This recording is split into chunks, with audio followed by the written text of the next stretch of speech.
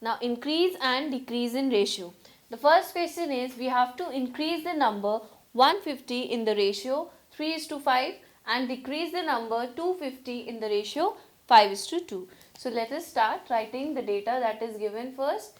What is the data given? We have to increase this number 150. That means the original number that has been given to us is 150. And what is the multiplying factor for this original number? That is also given to us, which will be equal to 5/3. Now, the formula that I discussed with you was the new number upon original number is equal to the multiplying factor, right? And because we have the two values and we have to find the third value, what are we going to do?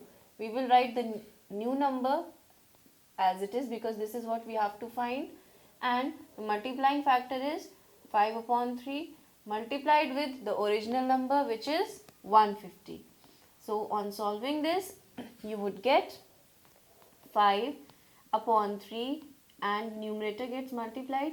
Here you can cut these directly. You would get 50 and this becomes 250. So 250 is the new number to be found. Now second question is you have to decrease the number 250 in the ratio 5:2. So you will write the original number first. The original number given to us in the question is 250, and what is the multiplying factor?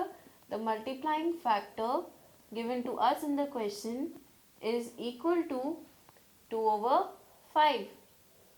Now finding the new number. I am not writing down the formula again because it is written here. The new number would be equal to multiplying factor multiplied with original number.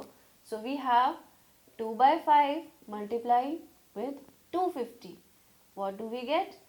This gets cancelled. We get 100.